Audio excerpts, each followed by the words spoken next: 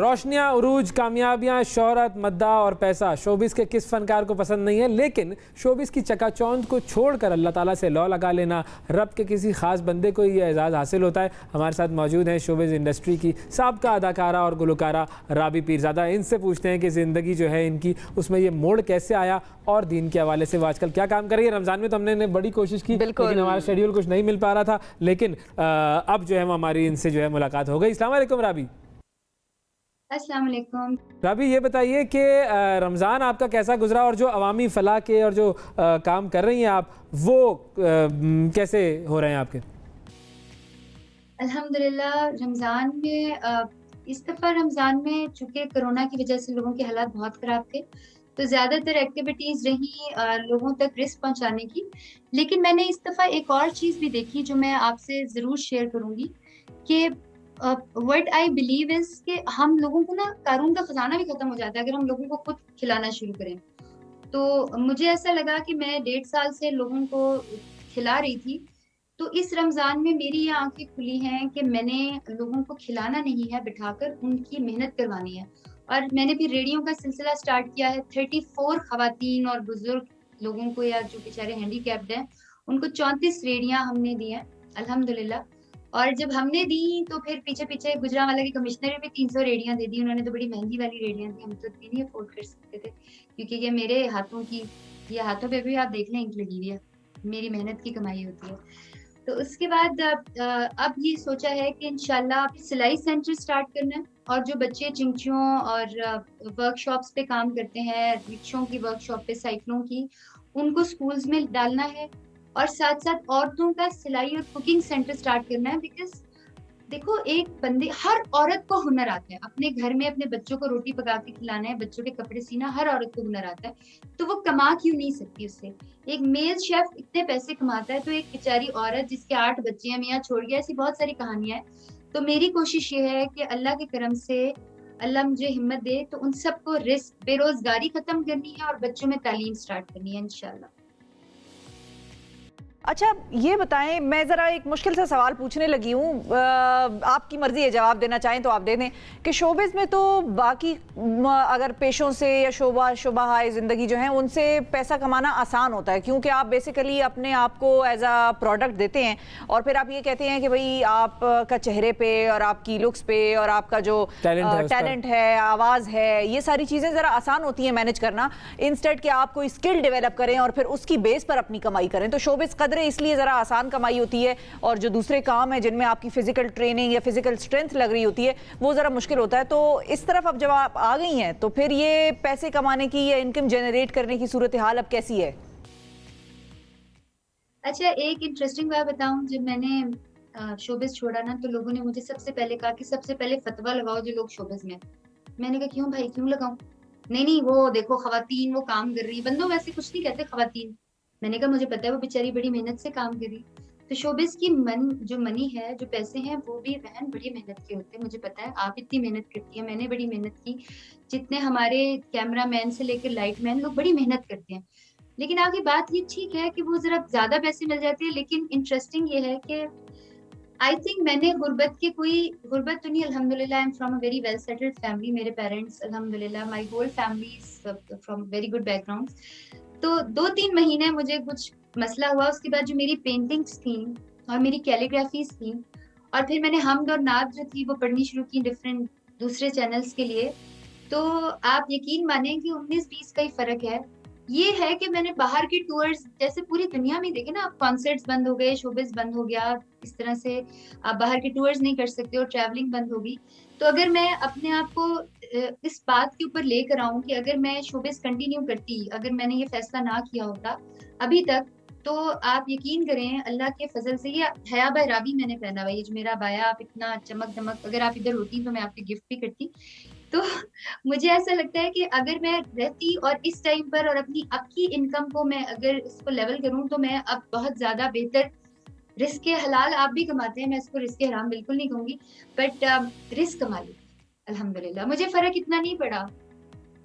ये तो आपने खैर बड़ी अच्छी बात कर दी। मैं लेकिन आपको बता दूं कि मैं जब उम्रे पे जाऊंगी तो आपकी कलेक्शन लेकर जाऊंगी। मैं आपकी ये जो हया बाई राबी है ये मैं लेके जाऊंगी, आप इसकी वाह। फिक्र ना करें। अच्छा, जो जो आपकी जो कैलीग्राफी और जो पेंटिंग्स का सिलसिला है वो कहाँ तक पहुंचा, उसके बारे में भी कुछ बताइए। अच्छा, कैलीग्राफीज तो अल्हम्दुलिल्लाह, अगर मैं इसको थोड़ा सा टर्न करके आपको दिखाऊं तो ये देखिए, सामने ये दो की मदद नजर आएगा। और कुरान पाक मैंने 9th सिपारा जो है वो निस्फ ईद पे कंप्लीट किया था। और ये देखें जी, ये एक सिपारे का आप वजन देखें और इसका आप साइज देख लें। इसको लिखते हुए तो आप देख ही लेंगे, लेकिन इट्स वेरी हैवी। और ये प्रिंटिंग पीके वालों ने मुझे इसको बना के दिया, पेपर इसका सारा तैयार करके दिया। It's very special paper, art paper है। और मैं कोई भी अगर पेपर उठा लूँ इसमें से, मैं देख लूँ तो खैर सब में ही एक जैसी है। You can check it. तो अच्छा, पेंटिंग में मैं सीख रही थी 2008 से, सर जे आरिफ थे। कैलीग्राफीज मुझे, अल्लाह मुझे माफ करे, बट अल्लाह जानता है मैं झूठ नहीं बोल रही, मैंने जिंदगी में कभी कैलीग्राफी खरीदी भी नहीं। मुझे पता ही नहीं था कैलीग्राफी क्या होती है। और मुझे बस होता है इंसान का, शायद नहीं, कभी ध्यान ही नहीं गया मेरे घर में, मेरे कमरे में।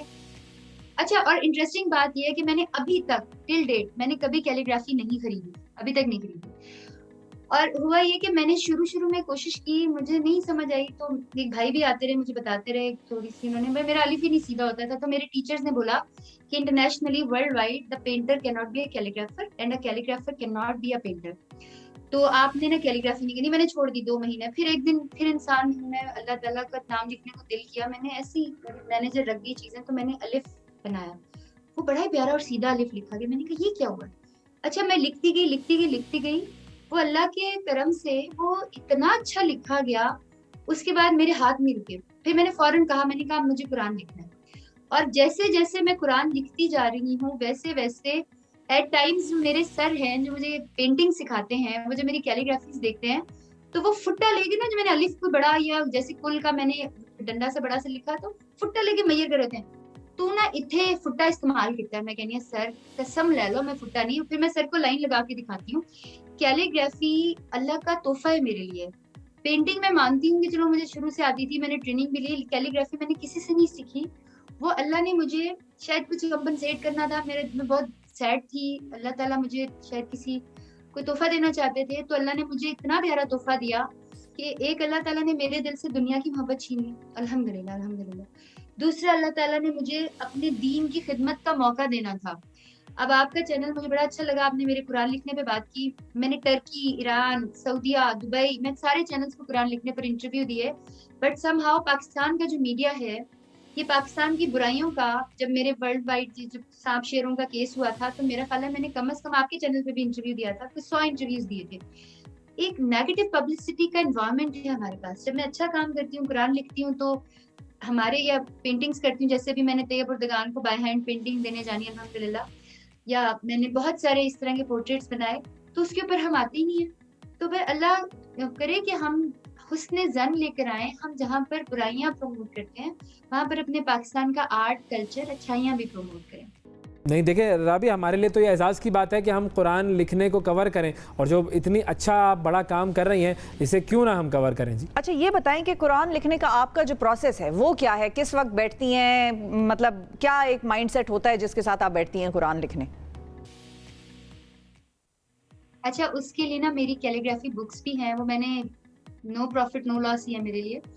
उसका जो भी प्रॉफिट होता है वो चैरिटी को, राबी पीज़ादा फाउंडेशन को दे देती हूँ। लेकिन उसके ऊपर वो मैंने इसलिए की थी ताकि लोग सीख सकें। ये मेरा पेन है। इसी तरह का एक और पेन है जिसने मेरे साथ 6 सिपारे लिखी और उसके बाद वो चला गया। अब ये मुझे लगता है 6 सिपारों तक ही चलेगा, क्योंकि बहुत मेहनत का काम होता है एक एक। लेकिन इट्स लाइक समटाइम्स मैं कभी तहज्जुद के बाद बैठ जाती हूँ, क्योंकि वो टाइम होता है खामोशी का। अल्लाह बहुत ऐसे लगता है जैसे दिल की आवाज, हालांकि अल्लाह हर वक्त सुन रहे होते हैं, लेकिन वो टाइम बस अल्लाह के साथ कनेक्शन का टाइम होता है। दोपहर को बैठ जाती हूँ। लेकिन होता ही है कि मैंने अपने मुलाजमों को बोला हुआ है कि कोई भी गरीब, कोई भी मुस्तहिक, कोई भी बेचारी औरत या बुजुर्ग आए, तो आपने, मैं कुछ भी कर रही होंगी तो आपने मुझे बुला के नीचे ले जाना है। तो रूटीन जो है, कोशिश यही है। देखो, हम लोग जो है ना, कहते हैं एक किसी बुजुर्ग ने ऐसे करके राई का जर्रा रखा और ये जो दुनिया ना राई का जर्रा में, अनफॉर्चुनेटली अब हमारे लिए जो दीन है ना वो राई का जर्रा बन गया। अच्छा ये बताएं कि कुरान मजीद जब आप लिखती हैं तो सामने आपने टैबलेट रखा होता है या किस चीज़ से, आप किसी चीज़ से देख रही होती हैं, किससे देखती हैं? जी जी जी, कुरान पाक मैंने अपने टैब पे खोला होता है और उसको देख के लिखती हूँ और उसके बाद मैं अपने कुरान से इसको रीचेक भी करती हूँ। और जो लिखा हुआ होता है, एक्चुअली कुरान पाक की मैंने अरबिक का कोर्स किया है, मुझे अरबिक का जो ट्रांसलेशन है वो आ गई, तो मोस्ट ऑफ द टाइम जब पहले पहले नहीं किया हुआ था, इसी को करने के लिए लिखा है, तो मुझे समझ आ रहा होता है कि अल्लाह ने क्या क्या बातें लिखी हैं और बहुत सारे कॉन्सेप्ट्स क्लियर हो रहे होते हैं, बहुत सारी बातें साफ हो रही होती हैं। और आप यकीन जाने, मेरा इस बात पर एतमाद है, आप यकीन जाने कि इन कामों की ना, कुरान पाक लिखने की, इवन नमाज की तौफीक अल्लाह ताला ने, अगर अल्लाह ताला ना चाहे ना तो वो बंदा बड़ी प्लानिंग कर ले, भाई मैंने तो ये करना, मैंने वो करना। और सबसे बड़ी बात होती है नियत की। जब मैं कुरान लिखने बैठती हूँ ना, तो मैं सबसे पहले अपना नियत का एक फिल्टर टेस्ट करती हूँ। या अल्लाह मेरी नियत सिर्फ तेरा दीन दुनिया तक लेकर जाना है। अल्लाह ताला मेरी नियत सिर्फ ये है कि दुनिया, मेरी फ्रेंड्स के घर में, मेरी कजन्स के घर में, मेरे बुजुर्गों के घर में, मैंने देखा है कुछ के घर में कुरान पाक नहीं पढ़ते, गर्द बन गई है।